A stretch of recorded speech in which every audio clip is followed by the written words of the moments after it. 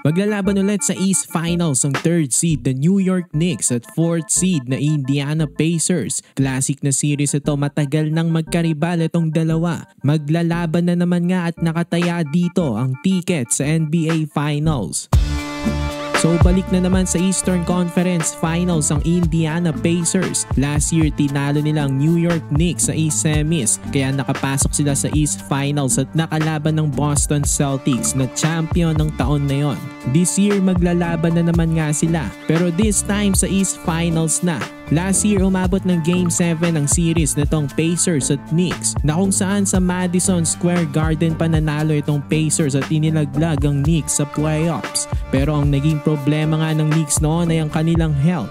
Na-injured nga ang kanilang best player na si Jalen Brunson at OG Anunoby at iba pa ang lineup ng Knicks. Wala pa sila Karl Anthony Towns at Mikal Bridges. Ito nga yung dalawang major addition sa lineup nila this season. Kaya isa sila sa mga naging powerhouse team sa Eastern Conference. Ang Indiana Pacers almost the same pa rin ang kanilang lineup, especially ang kanilang main core, yung mga best players nila sa team. Ang kagandaan nga nun, mas lalong gumanda ang chemistry nitong Pacers. Solid din talagang team na ito at well coached rin.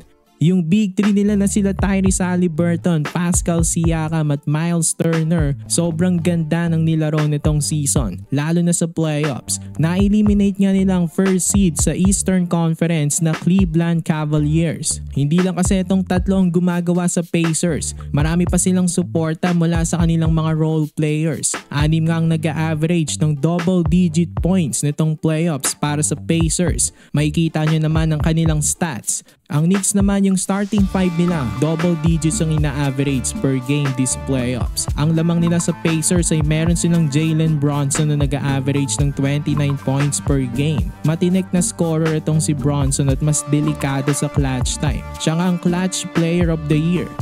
Grabe, makikita nyo naman sa screen nyo, si Brunson ang may pinakamaraming points sa 4th quarter sa clutch time nitong playoffs. Dinaig niya pa nga ang mga legend na sila Kobe Bryant at Steph Curry. So ayan nga ang lamang ng Knicks sa Pacers, meron silang magaling na scorer. Makikita natin na malayo si Brunson sa leading scorer ng Pacers na si Siakam. Kaya lang ang problema ng Knicks ay ang kanilang bench. Isa sila sa may pinakamahinang bench nitong playoffs. Meron lamang silang nakukuha ang 14 bench points per game. Ang starters nila talagang bumubuhat. Hindi kagaya ng Pacers, itong team na ito ang second this playoffs sa bench scoring, pangalawa sa Warriors. May 36 bench points per game sila, lamang na lamang sa Knicks na meron lamang 14 bench points per game. So sino nga bang liyamado sa series? Ang Knicks ang may home court advantage dito dahil nga silang 3rd at 4th lamang ang Pacers. Pero no problem naman sa Pacers yun dahil pinatunayan nila na magaling silang road team na 2-0 nga nilang Cavs sa mismong bahay nito. Ganun din naman ang Knicks, magaling din sa road.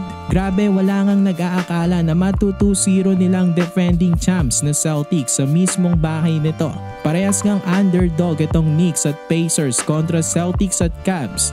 So impressive ang ginawa nila pareho ng East Semis. Kaya masasabi ko parang 50-50 ang series nitong Knicks at Pacers. By the way, ang rivalry nitong dalawa ay matagal na. Yung mga die-hard Knicks fans dyan at Pacers, maalala nyo naman yung mga labanan nitong dalawa noong 90s. 6 na beses nga silang nagarap sa playoffs mula 90s hanggang year 2000. May total na 8 playoff battles. Lamang lang ang Pacers, 5-3 ang record nila sa Knicks sa kanilang mga naging banggaan sa postseason. So may history talaga itong dalawa, kaya siguradong magandang series ito. Jalen Brunson versus Tyrese Haliburton. Last year nga nagsimula ang rivalry nila. Umabot pa nga sa WWE. Nakitang nagkainitan pa nga doon sila Brunson at Haliburton.